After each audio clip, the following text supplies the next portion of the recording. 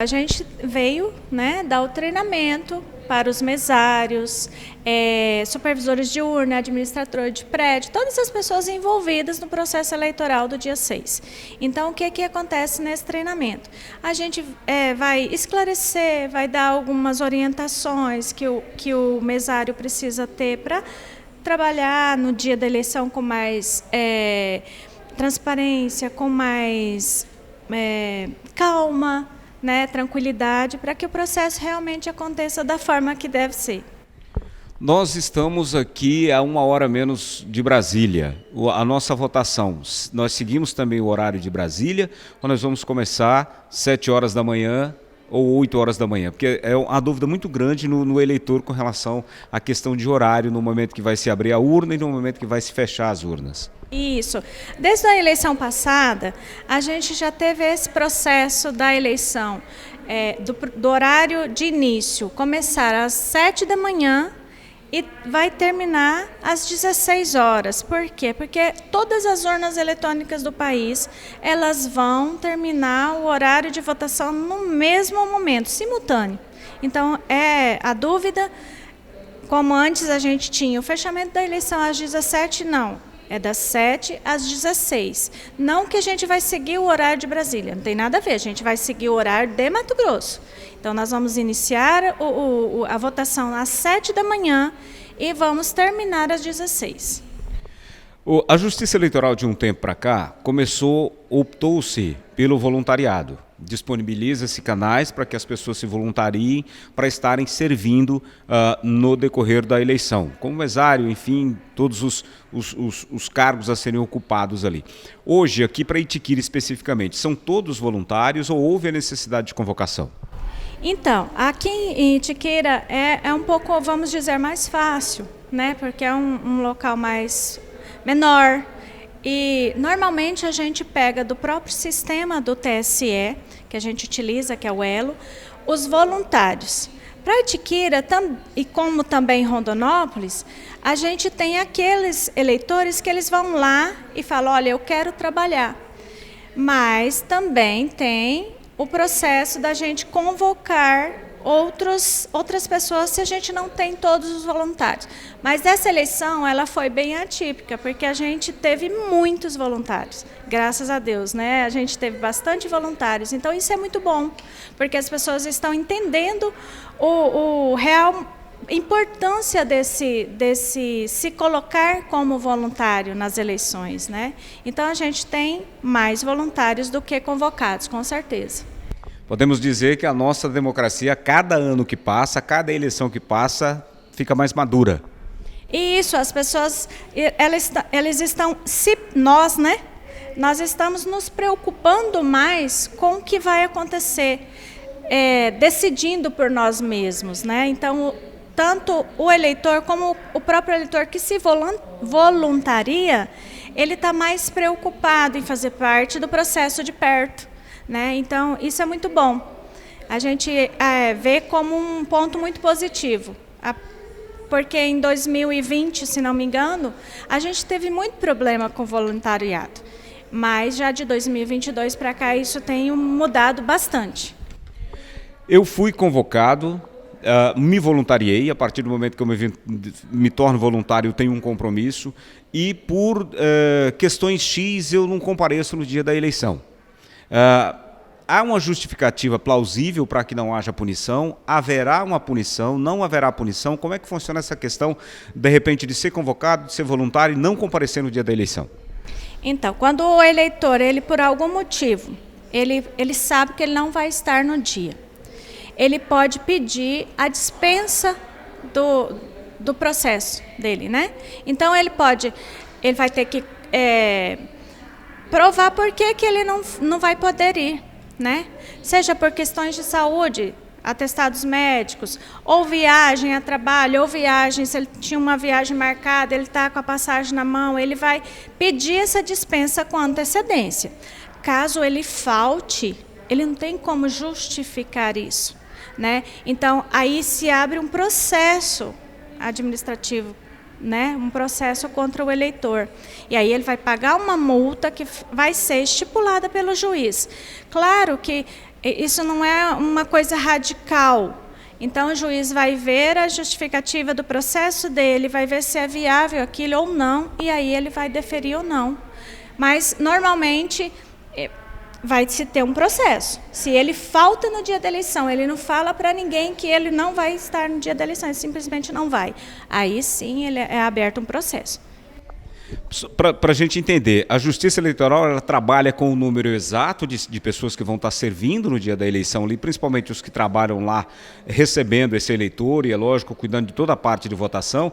Há uma margem, uma sobra para que, caso alguém não compareça, ele seja substituído, ou que passe mal ali, seja substituído. Ou ela pode convocar, a Justiça Eleitoral ela pode convocar qualquer cidadão que esteja ali para servi-la. Como é que funciona? A Justiça Eleitoral ela conta com esse voluntariado com sobra, né? Então, a gente tem o convocado ali que vai trabalhar, que são 4 por sessões, né? O secretário, o primeiro mesário, o segundo presidente. Mas a gente já deixa algumas pessoas convocadas, porque se acontecer qualquer coisa naquela sessão, ainda há tempo da gente fazer a substituição. Então, a gente conta com esses eleitores que são voluntários também, que vão ficar de sobreaviso. Porque se acontecer da gente não ter aquele substituto, e ali na hora, ela estava no treinamento, ela vai falar isso, na hora que compôs a mesa, né, de votação ali, faltou 1, faltou 2, não sei. Eu não tenho mais como substituir. A gente pode chamar um eleitor que esteja na fila. Ele pode ser convocado ali na hora. Mas isso é muito raro acontecer, porque a gente já trabalha com essa sobra, vamos dizer assim, aquele convocado reserva. O eleitor ele pode se negar a servir, ou a partir do momento que ele é convocado, ele tem ali aquela obrigação de servir a Justiça Eleitoral? Não, ele não pode se negar. Ele pode não trabalhar, mas é aquela questão que eu falei anteriormente. Ele vai ser convocado, ele não vai ser convidado, ele é convocado. Então, a partir do momento que ele é convocado, ele tem que ir, ele é obrigado a ir. Caso ele não vá, aí tem todo o processo, né, jurídico. Essa convocação ela é feita pelo juiz eleitoral, pelo promotor eleitoral ou pelo presidente ali da sessão? O presidente da sessão tem autonomia para chamá-lo, para convocá-lo para servir? Na hora que faltou alguém ali, o presidente ele tem autoridade para chamar um substituto ali na fila. O processo é o mesmo, primeiro vota-se para vereador, depois vota-se para prefeito, e é claro, né, esse treinamento está acontecendo aqui para que o cidadão chegue lá e toda a equipe esteja totalmente afiada, totalmente pronta ali para servi-lo da melhor maneira possível, né, e é claro, fazer com que ele exerça o direito dele de escolha e um dever também como cidadão. Né? Isso, esse ano a gente ainda tem mais poucas coisas que mudaram, mas que são extremamente importantes. Por exemplo, o TSE, ele está dando muita importância e muito foco para as pessoas com deficiências. Então, esse ano a gente tem 2 profissionais, vamos dizer assim, né, para atender melhor essas pessoas, que são o coordenador de acessibilidade, que ele vai estar na escola para ajudar esse eleitor que tem deficiência física, ou que tem deficiência visual, ou que tem alguma deficiência. Nós vamos ter o coordenador em cada escola, coordenador de acessibilidade, e também o intérprete de Libras. Então, esse profissional ele vai nos ajudar a melhor atender esses eleitores com deficiência, com algum tipo de deficiência. Outra coisa que a gente tem que lembrar também é sobre o e-título, né? Então, o TSE, ele orienta que o eleitor, ele baixe o aplicativo na loja dele lá no celular e faça todo o processo de cadastramento até o dia 5, para evitar também que no dia 6 haja aquele congestionamento, né? Às vezes o sistema cai e ele acaba não conseguindo fazer isso. Na eleição, a gente pede também que o eleitor, se ele for levar o e-título, mesmo que ele vai levar o e-título, tem a fotozinha dele lá, tem tudo certinho, mas que ele leve um documento pessoal com foto, né? E se ele não vai levar o e-título, que ele leve também o título e um documento. A grande incógnita, às vezes, principalmente nas pessoas mais idosas. Nós temos, no total de 150 milhões de pessoas aptas a votarem no Brasil, 30 milhões são pessoas que não têm mais a necessidade de irem votar, já estão isentas por causa da idade. Essas pessoas, na maioria das vezes, elas têm muita dificuldade com relação à tecnologia. Aí você citou a questão do e-título. Ela pode levar o título de eleitor e um documento e ela vai votar do mesmo jeito, né? Sim, se caso ela... eu não sei onde eu coloquei meu título. Eu vou levar um documento oficial com foto, no caso do eleitor com mais idade, ele pode somente usar o documento com foto. E a gente vai pegar ele vai identificar ele pelo CPF esse ano, não mais pelo número do título. Então, isso é mais uma novidade que o TSE disponibilizou. Nós vamos poder identificar o eleitor também pelo CPF. Então, se ele não levar o título por alguma razão, que ele leve o documento oficial com foto.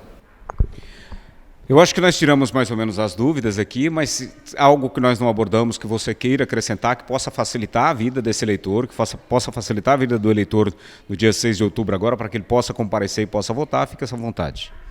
Não, é só essas orientações mesmo, dele levar a documentação correta, dele não deixar para chegar nos últimos minutos, né? Porque como se atentar ao horário, como ele sabe que a eleição, o colégio eleitoral, ele fecha às 16, então não vamos deixar para chegar só um pouquinho antes das 16. Não, vamos chegar com antecedência, vamos votar com calma, vamos fazer do processo assim bastante tranquilo. E é claro, enfatizar sempre, né? Votar nulo, votar branco, você não está ajudando, você não está colaborando com nada. Ficando em casa, pior ainda, além de pagar uma multa, você está se isentando de escolher alguém que vai administrar a sua vida num período aí de 4 anos. É isso, né? A gente não pode dar o poder de decisão para outro em nosso lugar. Então é importante o voto. Eu vou votar, mas o meu candidato não vai ganhar. Não importa, você está exercendo o seu direito ao voto. A gente não lutou tanto para ter esse direito, então vamos exercer esse direito, né? Vamos lá, vamos votar, não votar em nulo, não votar branco, vamos votar direitinho, porque a gente vai ter o direito de escolha.